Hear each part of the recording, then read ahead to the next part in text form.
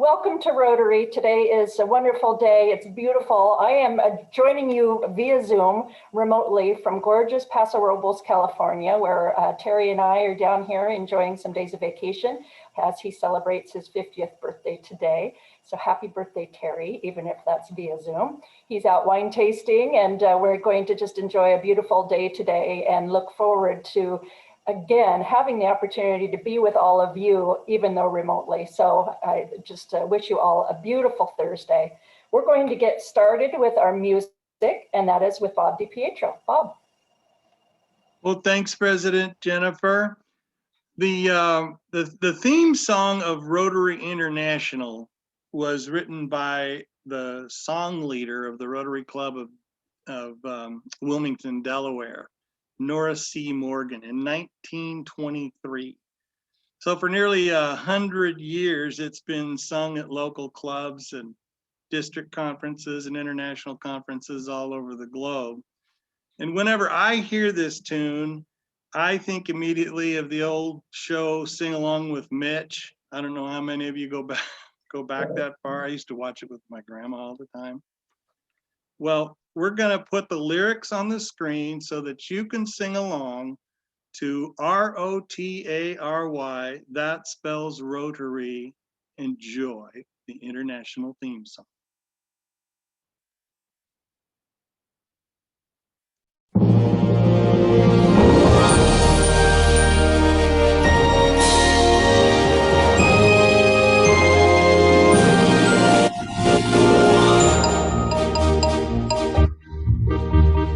R-O-T-A-R-Y,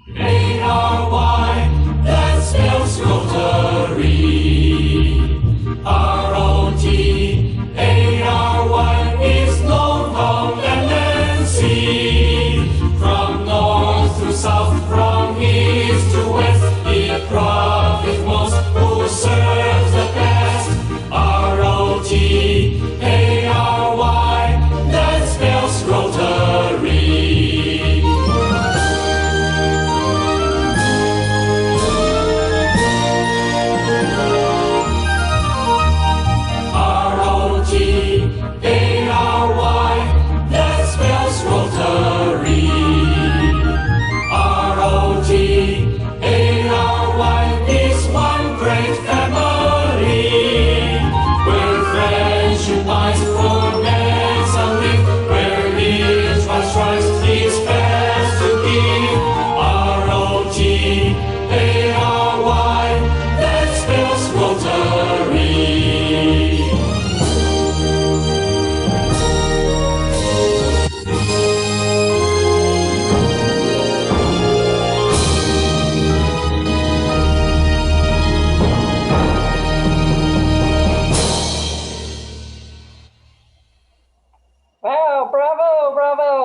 Bob, thank you so very much for playing that for us. Now we have our invocation with Tom Frula. Tom. Thank you, President Jennifer. Thinking about today's program made me think about the following. Number one, count my blessings. Number two, think about Rotary's motto, service above self. And number three, reflect on my commitment to make an intentional effort to improve the quality of life in this community and around the world. Please join me in prayer. Almighty God, thank you for our many blessings. Help us all to be working toward a better quality of life here and around the world. Thank you for this club, which is making a difference. Amen. Thank you very much, Tom. Beautiful words. Now we've got a couple of different announcements to make. We are a week away from Yakima Rotary, A Century of Service, our virtual telethon that's going to be airing on CAP TV. And I thought, what better way to remind you of that date coming up, but to have the opportunity to thank our platinum sponsor, Gilbert Orchards, and to give you a sneak peek of one of the many interviews that are going to be a part of that program. So you also get a feel of the production quality of them. So with that, Dwayne's going to share his screen and we're going to watch an interview with Craig Gilbert of Gilbert Orchards.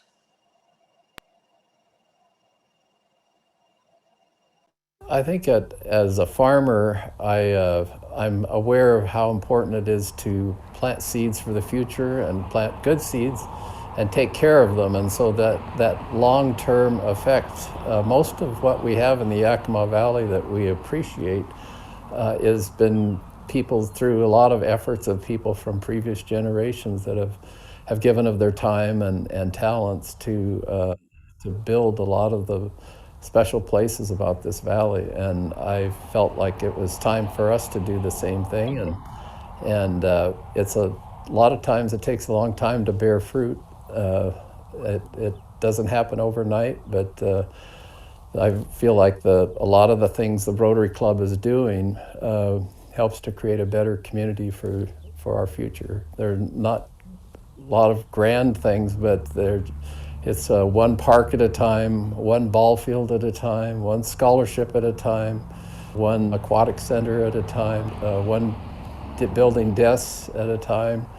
All these different things that Rotary has been involved in doing, eradicating polio around the world, increasing our health in our valley, lots of outdoor things available, making things available with the playgrounds and bike paths and whatnot. And that those kind of things are very important, I think, for the health of us as citizens and to attract people to our valley in the future.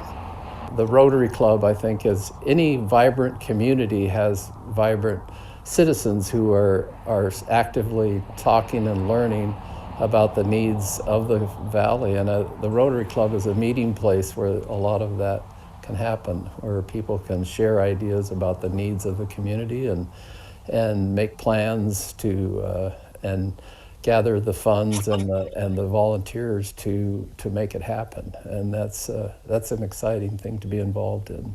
You know, I think the thing that's fun about Rotary is that there's this interaction between businesses, between farms, between government, between schools, all the different things that go into making our community what it is.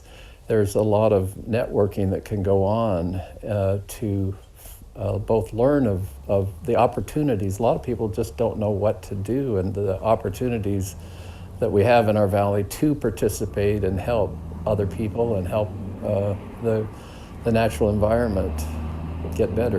Rotary is one place where I'm continually revitalized of the hope and all the people that care about this place and want to make it a better place. That inspires me and my family and our orchards, and I'm proud that all our employees and Gilbert Orchards can help make it happen.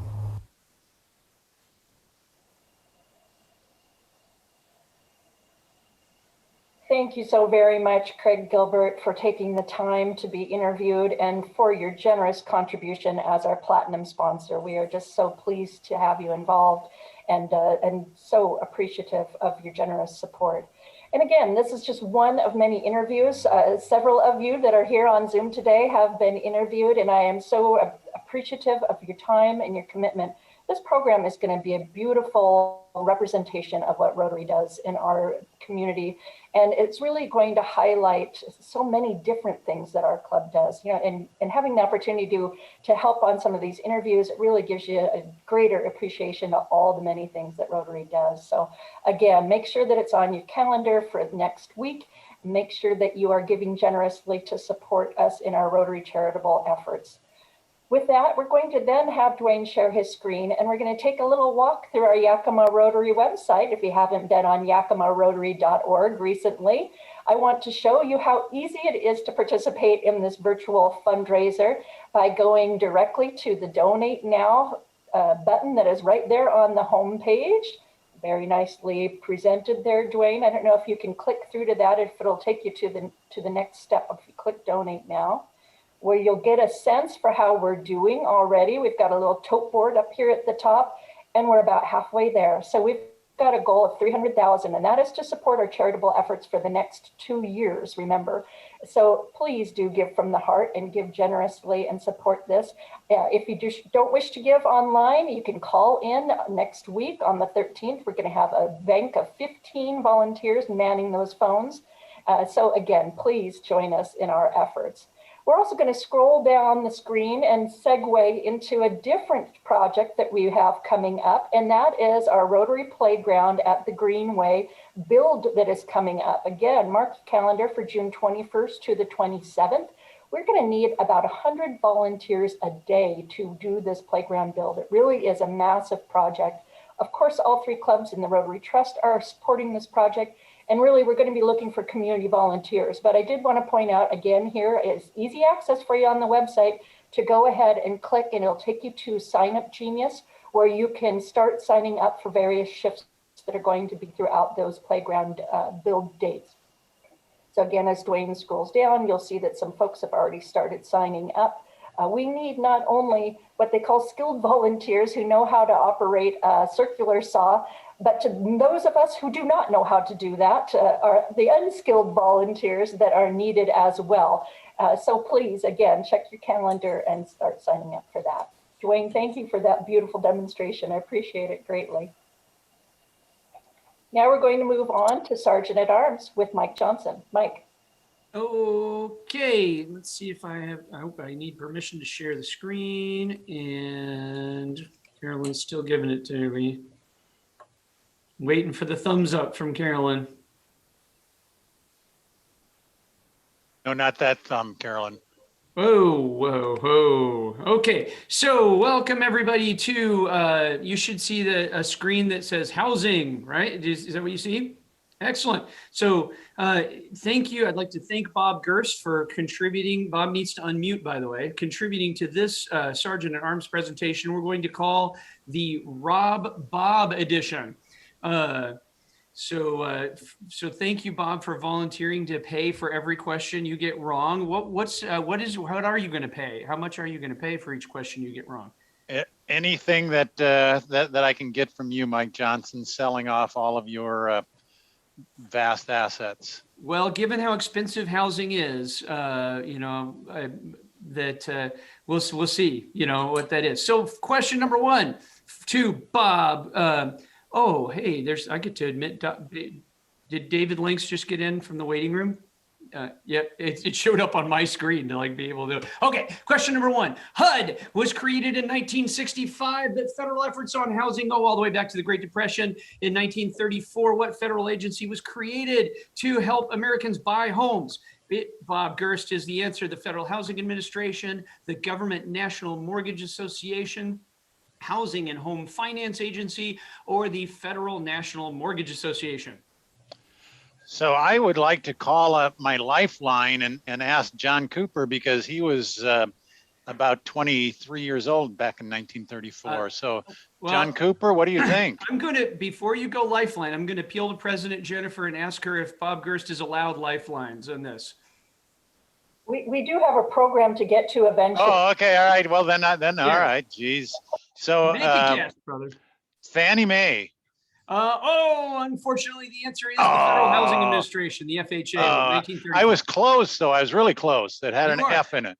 All right, so going back in time again, what was compared to these median home prices for 2000 and 1980? In 1940, the United States, what was the median home price? Was it $7,100, $17,200, or $24,500?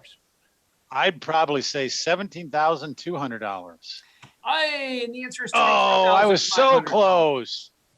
You were close. You were only $7,000 off. Yeah.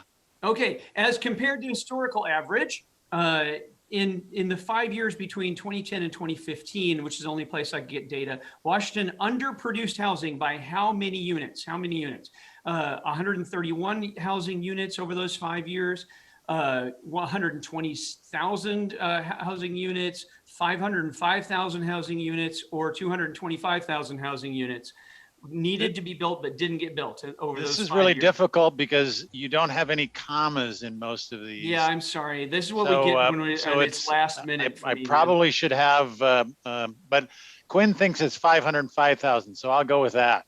And the answer is 225,000 Oh, I units. was so close. But 505 is a real number. It's Arizona's underbuild. Well, that's what I thought.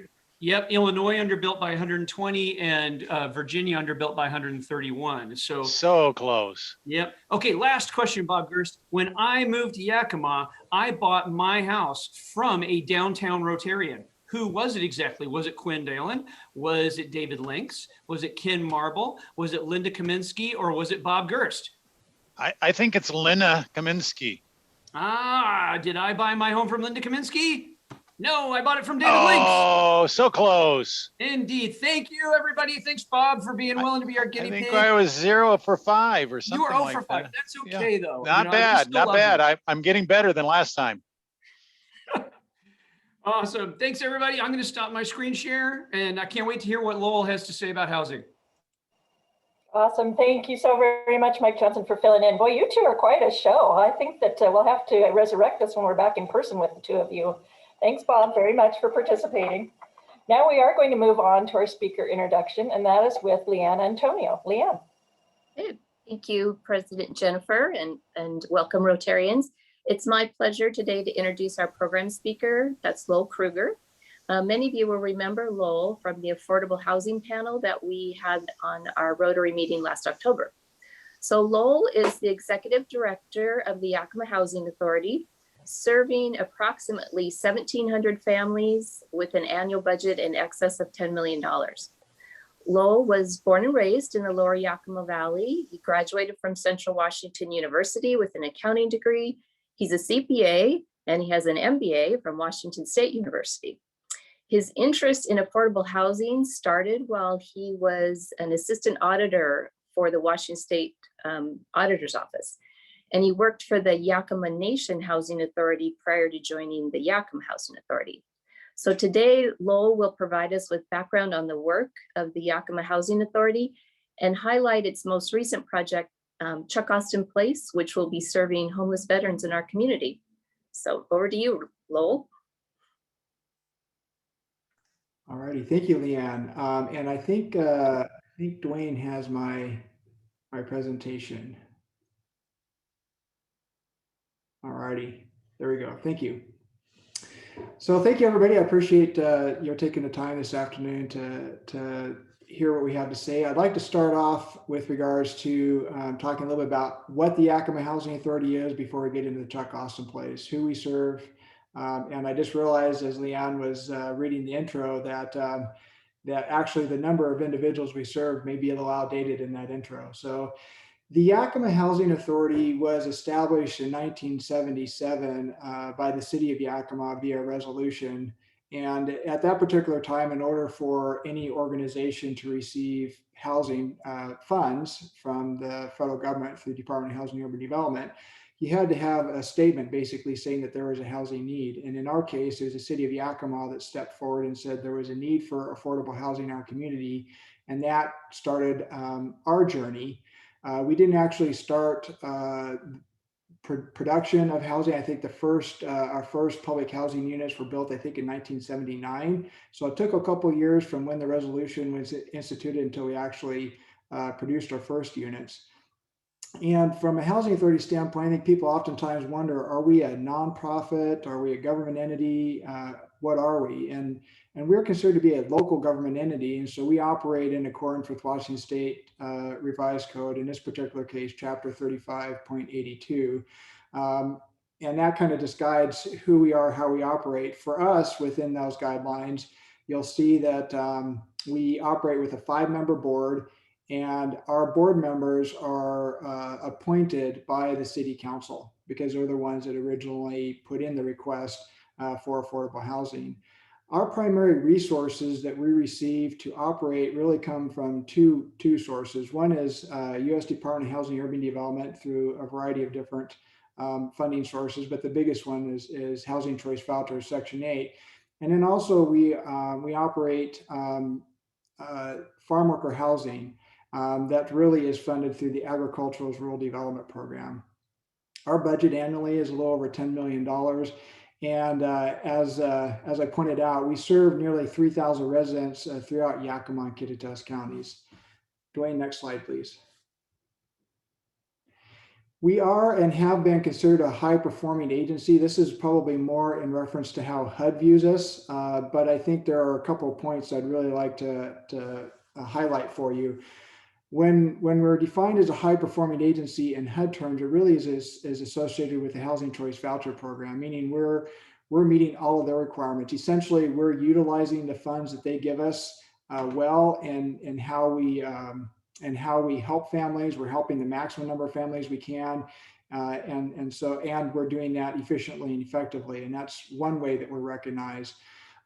Another way that we've been recognized is we've been recognized nationally, particularly for our housing in Granger. The first housing development that we did, at least when I became executive director, was to build a seasonal farm worker housing development called Cosecha Court, and you can see it. It has an array for an electrical array as you drive by it there in the city of Granger. And that particular site, we realized that when we weren't utilizing it for seasonal farm worker housing, we did have an opportunity to maybe help other members of our community during the winter months. Because right now we open it up in April and usually shutter at about the end of November for our seasonal farm workers. So from the end of November, about the 1st of December, clear through the end of March, we do make it available to house homeless families. And we work typically with NCAC and with neighborhood health services to work with families that stay there up to about 30 days as they look for more permanent solutions. And so that's a program that's been recognized nationally. One of the other things is, even though we are a public housing authority, we no longer operate public housing. So as I mentioned, our first public housing development really was started in 1979. And I think we built all the way into the late 80s, if I recall. We converted those a number of years ago through a pilot program called the Rental Assistance Demonstration. It was new at that time. A lot of housing authorities have taken advantage of this. And the primary reason why we've done that, or other housing authorities have done that, was to move away from public housing, or what's called Section 9 funding, to a more, in my view, a more stable resource under the Section 8 platform. And since we were one of the first public housing authorities to do that, we were actually, I believe, the first one in the country to actually finish our rehabilitation as a result of that. Because under Section 9 funding, we were limited in our ability to rehabilitate those units. And the last item I'd like to point out here, and even though there's others, is we do, at least with my accounting background, we certainly want to make sure we have good financials. And so we have been recognized by GFOA for our comprehensive annual financial report. You can find that on our website, but that we've been doing for the last, probably 8-10 years. Dwayne, next slide, please. So the primary programs or services that we provide to the community, the biggest one that we have is our Housing Choice Voucher Program. It's also known as a Section 8, or commonly referred to as Section 8. And that helps the most families that we have in our programs. Second one that we have, I'll go into more detail on these. The second one that we have is rentals that we own and manage by the housing authorities. As I said, our first ones were developed in '79, and certainly we'll be talking about the Chuck Austin Place, which is our most recent one that we're in development right now.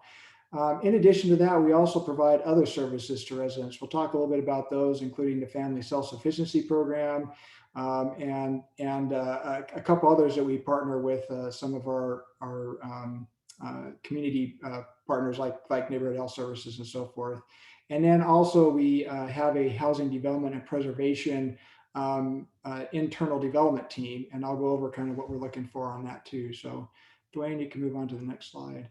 So the Housing Choice Voucher Program, for the Yakima Housing Authority, we serve 2 counties, Yakima and Kittitas County specifically, to this program. We receive a little over $7 million a year, that is for what's called housing assistance payments. And these are payments that we make directly to typically private landlords throughout our community. And this helps subsidize an individual's rent. So it doesn't mean that we typically pay for the entire rent, but we help make it affordable for the individual and the family that is living there.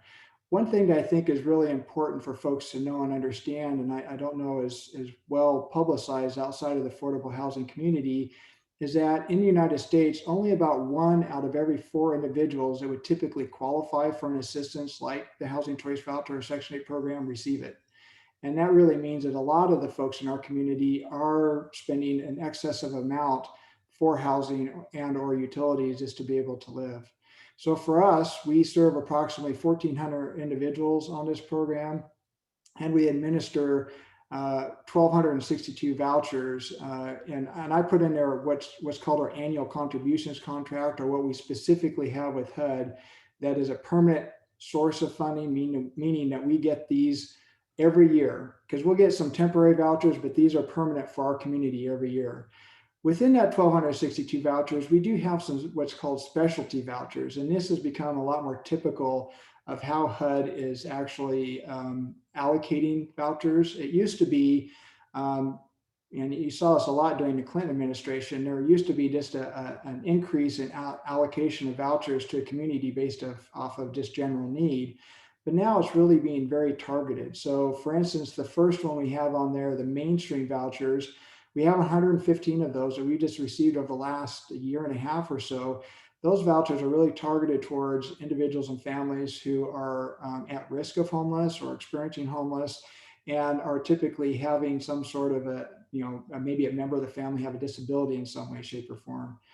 Another one that we have is the Veteran Affairs Supportive Housing. We have 93 of those vouchers. We're utilizing in the mid 70s of those right now, and we've been holding some of those back specifically for the Chuck Austin place as we complete that here in July. And then we also have the non-elderly disabled. We have 15 of those vouchers. We were allocated those a number of years ago. We have actually overutilized these. We've typically had over 30 individuals on these, and as long as HUD doesn't say anything to me, we continue to work with our partnering agencies to use as many of those as we can. And then what's new for us, and we're one of the early adopters of this, is the Foster Youth Initiative vouchers. We do have 5 of those vouchers right now, and I think I just requested another one earlier this week. We've been working with partnering agencies, with Neighborhood Health Services, but also with Catholic Charities, and with Rod's House with regards to referrals for individuals that are timing out of the foster care system, and giving them an opportunity to provide some sort of assistance with their housing.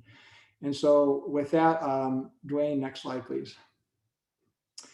So the next piece, rentals that are owned by the Housing Authority, we have about 519 units that we own, and I put or controlled on here. A number of these entities or units we've redeveloped or have built with low-income housing tax credits. In order to take advantage of that program, we have created private for-profit partnerships. So they are taxable entities. We are the controlling general partner, but we have investors, typically banks or financial institutions or syndicators for banks and financial institutions that invest in these and provide the primary resource for us to actually either rehabilitate or to build those units. So across our portfolio, you'll see that a good portion of our units are farm worker housing. A lot of those, majority of those, over 140 of those, are funded through USDA rural development. And then we also have, for our seasonal farm worker housing, we have 20 rental units now, making up about 252 beds. We will be putting in for another or a third phase down there in Granger, our last phase for seasonal farm worker housing later this fall, and hopefully we'll be able to start construction maybe next fall on those. And then for our elderly disabled housing, we have 99 rental units. Those primarily are within the city of Yakima, although we do have some down in Toppenish. And then finally, we have just general family housing of about 202 units. These units are spread across Yakima County. We have interlocal agreements to be able to operate these units in Granger, Toppenish. Certainly we don't need that in Yakima, but also in Cowiche and Tieton. And then just to help kind of explain this, I think sometimes people have a misconception that individuals living in our units, live there fully subsidized and don't pay rents. This last year, we collected nearly 2.3 million in rents and other charges from our residents. So folks do pay and typically work, part-time or sometimes multiple jobs to be able to afford to live even in subsidized units. And then, of course, as I said, we'll talk a little bit about the Chuck Austin place, which will be adding additional 41 rental units here at the end of the presentation. So go ahead and forward to the next one, Dwayne. So other services that we provide. So not only do we provide housing, but part of our interest is to really link housing into healthcare, the health of our residents, and education. And we have partnered, I'm going to start at the bottom of the slide. We've partnered with a number of agencies on this. So one of our, and you've heard me talk about, one of our big partners has been Yakima Neighborhood Health Services throughout, and they certainly are a partner for the Chuck Austin place as well. But we've partnered with this a vast array of organizations throughout our county, whether it's Triumph Treatment, whether it's Next Up Housing with the free clean and sober housing that they have. We've partnered with OIC. We partnered with, I mean, the list just goes on and on. And what we've tried to do is to make sure that we aren't duplicating services and that we're able to stretch the dollars that we receive and be able to maximize the benefit that we have for our residents. In addition, we've started a fairly new program for us, and I believe we're the first housing authority in the state of Washington to do this, and that's a supported employment program. We have hired one specific caseworker to really work with our residents and help those that may have some form of a disability be able to seek gainful employment. And so right now we have just a handful of individuals. That particular caseworker can handle up to 20. We're not quite to fully utilizing them, but we're still working on developing that. And then the last one that I'm going to talk about is our family self-sufficiency program. And we'll have a video to kind of highlight this that Dwayne will play here shortly. The family self-sufficiency program is one that really links in with our housing choice voucher or Section 8 program. It's designed to help an individual or a family that maybe comes into the program as new, maybe needs a pretty heavy amount of assistance. And when we sign an individual or family up on this program, we create a plan for them that over the next 5 years, if they follow, they may re-educate or find more meaningful employment opportunities as a result of this.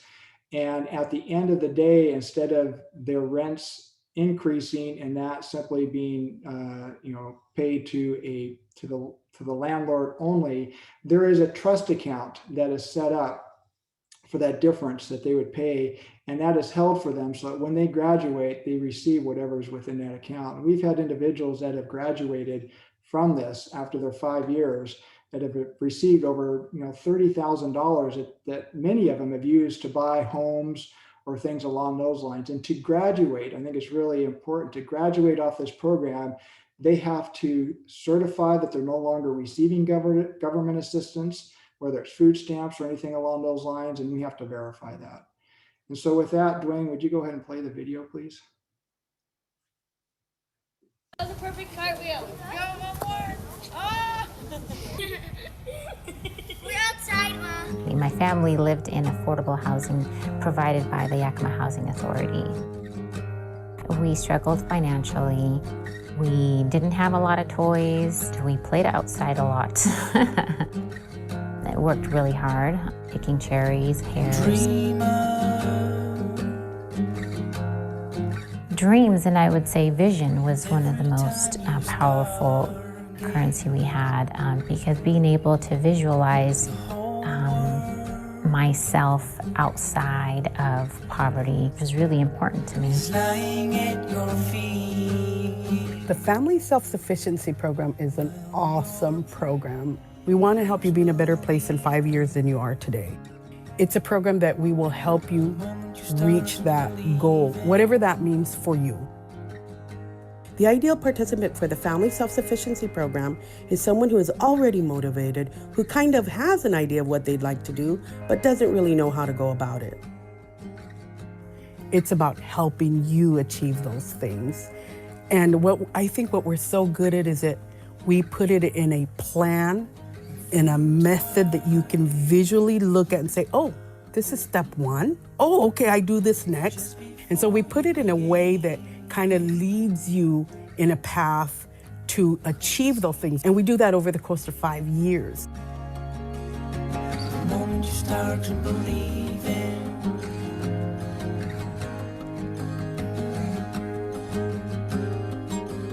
So when you become employed and your income increases, then your rent goes up.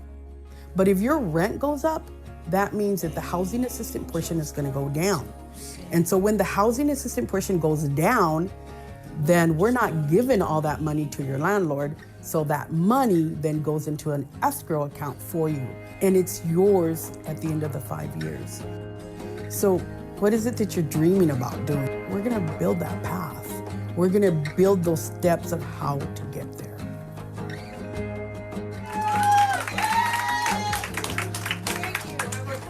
The Family Self-Sufficiency Program has meant a lot to me and my family. It has helped me stand up on my own 2 feet. It has given me hope. The people who help you through this are awesome. They give you every tool you need if you're willing to use it. I can see his feet big. The FSS program is doing what it's meant to do. There are folks that are leaving the program with a bachelor's degree, a teaching degree, and they're leaving our program with not just that degree, but with $10,000, $15,000. And that's just a beginning to a whole new life.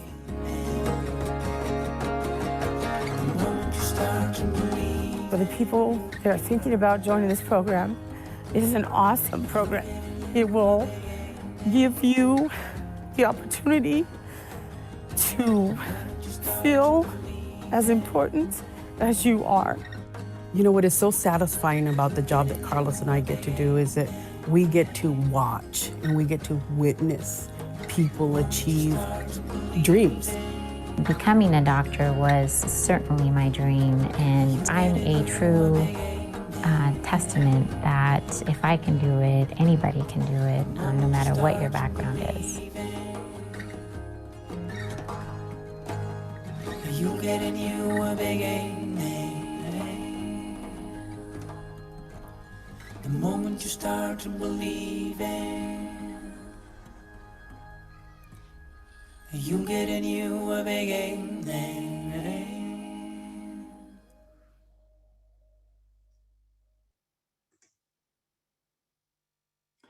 All righty, thank you, Dwayne. So from a housing development standpoint, housing development preservation, clearly, you'll see in the Chuck Awesome place, what our standards are, what we're trying to do. But we've also have some other developments that we've been working on. One is off of Fruitvale. We weren't able to get funded this last year, but we anticipate we'll be funded this next year. It'll be a 50-unit complex as well, right next to where our office is, off of Fruitvale and 6th Avenue there. We've also, with regards to acquisition, preservation, and development team, we have a 2-person development team. We have been looking at a variety of different apartment complexes, primarily usually looking at those that already have a subsidy, trying to preserve that subsidy for our community. So whether it's a HUD, project-based rental assistance, or a USDA 515, which would be for general family, we try to find those and make sure that we're preserving those for our community, because if those are sold off to a market, and oftentimes are sold to investors outside of our community, then that assistance is lost to our community and we no longer have those as affordable units. So we really focus on those. And certainly from our development team, we just finished our 2nd phase there in Granger. As I said, we're looking at starting our 3rd phase. But we just finished our 2nd phase there, 80 seasonal beds. And certainly with the pandemic and so forth, we have been fully leased to what we're legally able to lease at this point for those seasonal beds in the Lower Valley. And then with our Chuck Awesome place, it is under construction. We anticipate that being done here in July. And with that, Dwayne, if you can move to the next slide for me. So let's talk a little bit about the Chuck Awesome place. This has been a dream of ours for a number of years. It really started off when the site came available. We call it the former Marine Armory, but John Barter, who is our construction manager for the site, used to be the Marine Corps Sergeant Major stationed there for our site. So it reminds me, it really is a training facility. But when that training facility moved off-site, it was left empty. And I think most of us in this community were wondering, well, what would become of that? When the tanks moved, what are we going to do with it? When we found out that it was available, the idea was, this right here was a site where Military members, those who served our country, spent a lot of their time training, learning before they went to, I remember certainly the Gulf Wars, before folks were shipped off to that. What can we do that would be able to reinvest that into our community? And so the idea arose to really try to turn this into a facility that not only provided housing, but services for our military families and individuals. That became a little harder than we thought from our initial concept. Just working with the federal government to receive this as a donated property became incredibly complex, primarily because this was only the second time in the country that a property like this had ever been transferred. The first one was in LA, and then the most recent third one was in San Francisco. What we found is the LA property, when it was transferred, it probably wasn't as fully reviewed as they decided to go on our property, and during that review they determined that the requirements for the transfer weren't necessarily being met with the funding sources we had to build the complex. And it took us about a year. We actually had to delay our construction for over a year as we worked with members of Congress, certainly Representative Newhouse's office, Senator Murray's office, and others to come up with a solution whereby ultimately we guaranteed what we were going to do. And if we didn't meet that, then we would certainly pay for the property itself rather than it simply being donated, and then we can move forward. So once we got that done, then we were able to start, and I think everybody's probably seen that we started construction this last year on this. The number of resources that we had to be able to put this together certainly are quite large for a site like this. We had certainly buy-in from the city of Yakima with their home dollars. As I said, the primary funding source is the low-income housing tax credits. And that's being funded through Heritage Bank as a primary funder for this. The Washington State Housing Trust Fund also has the funds that have been invested into this. The Federal Home Loan Bank through the Affordable Housing Program has invested dollars in this. I certainly want to do a shout out to Senators Honeyford and Keene and Representatives Defoe and Corey with regards to Washington State Capital budget, because we needed that in order to do the services side of this. And they really stepped up. I really give them a lot of credit for stepping up for us on this. And then what you won't see is we do actually have arrays on the top of this to produce power for the facility. It isn't a zero. We weren't able to produce all the power, but we certainly are able to deal with office and I think the site lighting with that. Dwayne, you can move to the next slide, please. So the overview of the site is we are building 41 units. 14 of those are studios, about 540 square feet. So they're a little larger than maybe what you see in the Seattle metropolitan area. We have 17 one-bedroom units. So just to kind of lay this out, the 14 studios are within what I would say is the west wing of the armory facility or the training facility. But what you'll see in the one bedroom and the two bedroom, those are the townhome style units that are being built out along Tahoma and 16th Avenue. And so we wanted to make sure we're able to cover a vast array. So whether it's families, individuals, or even with the studios, primarily individuals that may be coming directly off the streets, we anticipate having those even furnished for those individuals. And so that kind of lays out what we're doing there. We include for amenities, we're going to have raised garden beds, enclosed dog park. We know a lot of veterans have animals. We want to make sure they have an ability, so we have a good walking path around to get some exercise. And then 100% of these units will be assisted in some way, shape, or form, whether it is a project-based voucher or a VASH voucher specific with veteran assistance. We have split this about 50-50. And the reason being is the VASH voucher itself sometimes come with a little bit stricter requirement for an individual to actually qualify for the veteran assistance, whether they were discharged,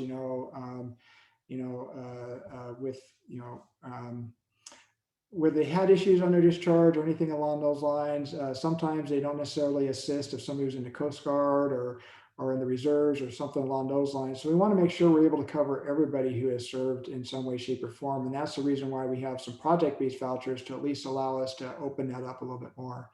And then, of course, no residents will pay more than 30% of their income on rent and utilities. So Dwayne, next slide, please. The key in my mind with regards to this facility is a service space. We have 10,000 square feet of service space for our homeless vets. Our primary partner is Yakima Neighborhood Health Services. They'll be putting in a dental clinic.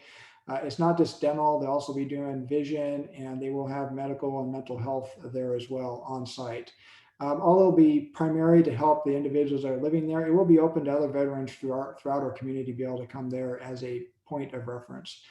We will have case management on site by the VA with the VASH vouchers, and we'll certainly have other on-site case management for veterans who may not be on the VASH voucher side of the house.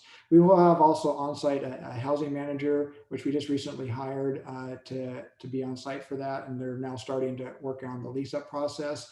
And then we'll have the supportive services for veterans family. Their SSVF case manager will be on site as well.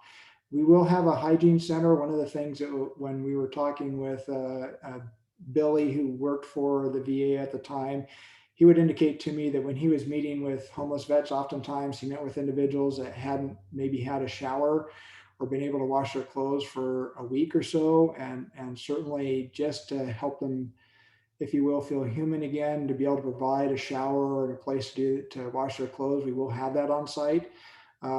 So if somebody's coming in and seeking assistance, we'll certainly do what we can to help there. And we still have additional office space available. So reaching out to you, if you know of anybody who'd be interested, by all means, you can contact Ashley. You can see our contact information there in our office to help for that. Dwayne, next slide, please. So this is named after Chuck Austin, and Chuck Austin is a pretty special individual. I think you probably saw he did pass away earlier this year. Unfortunately, we were trying to get this built.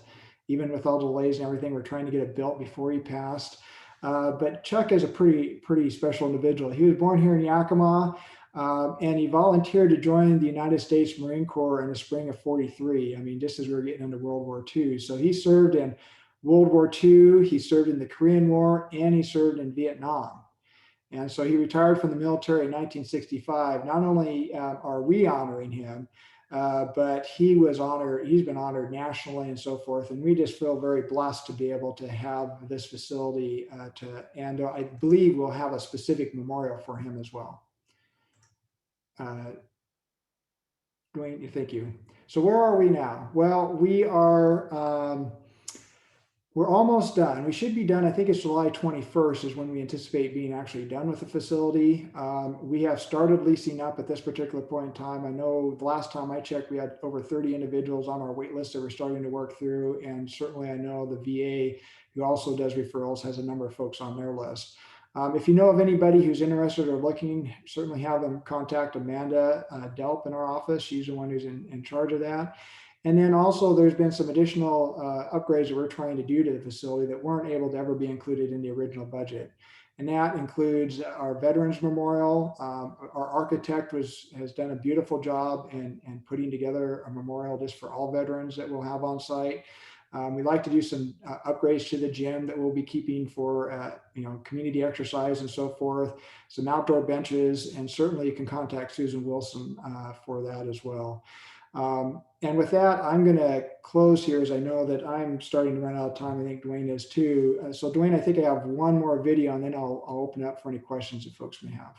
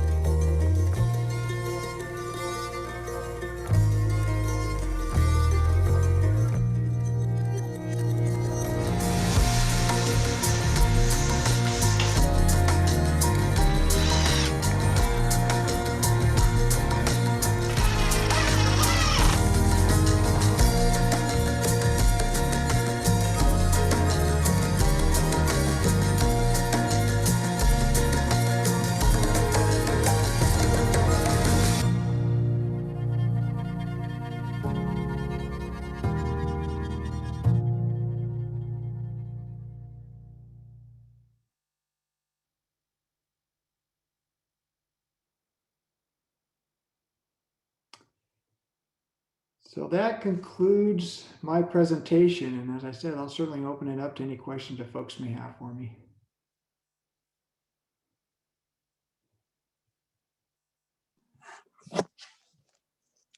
Congratulations, Lowell. I know that you've worked really, really hard on this project and lots of other projects. And you personally as well, because the Housing Authority has gone through so many challenges and working through things. And the community is so lucky to have you. Thanks. Thank you, Elizabeth. I really appreciate that.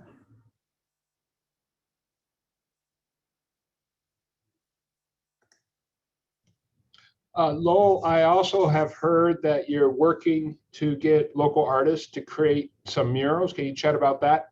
Yes, so I think we're looking, thank you, John. I appreciate that. I think it was probably out on KMA, I think yesterday, and we've reached out to a number of other media sources as well. We're looking for a couple of murals to certainly highlight our veteran community. I think one will be specifically on the side of the gym itself as kind of a welcome and entry point. And then I know we're looking for some artistic works to be hung in the foyer, just as, once again, kind of a welcome for folks to come into the facility. So that's what we're trying to do, or at least be able to highlight what our veterans have done for our country and our community.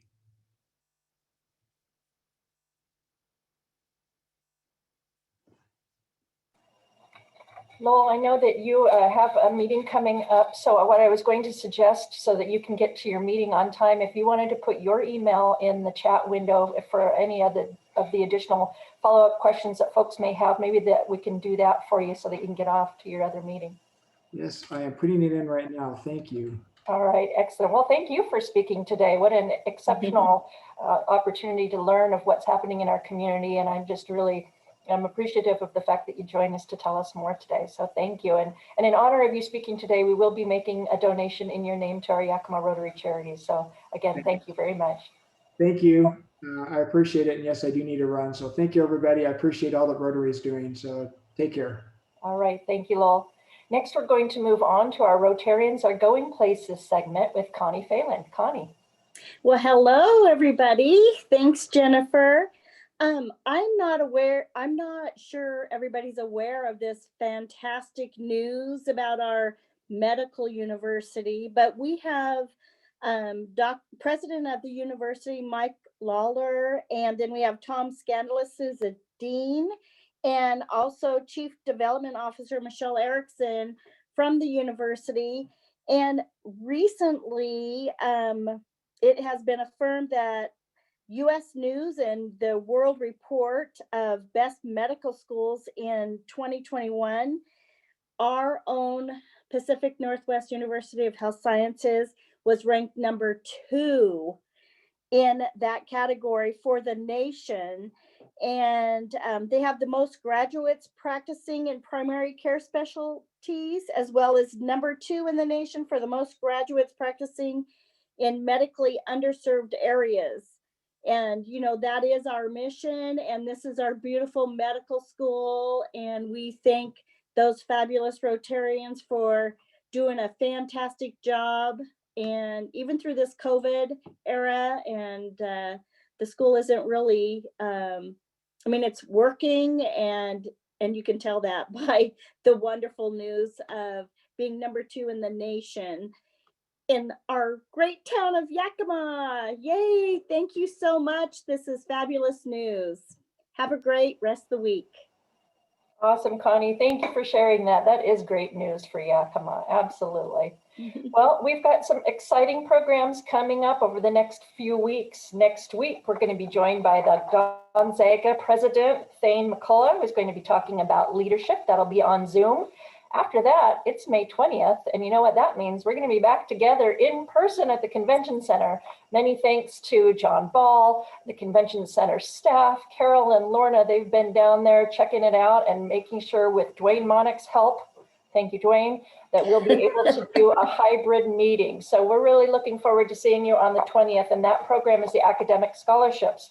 Following that, on the 27th of May, Coach Nick Rolovich from WSU football is going to be joining us. Now, he'll be on Zoom, but hopefully we'll still be in person at the Convention Center watching him there. So look forward to these hybrid meetings coming up.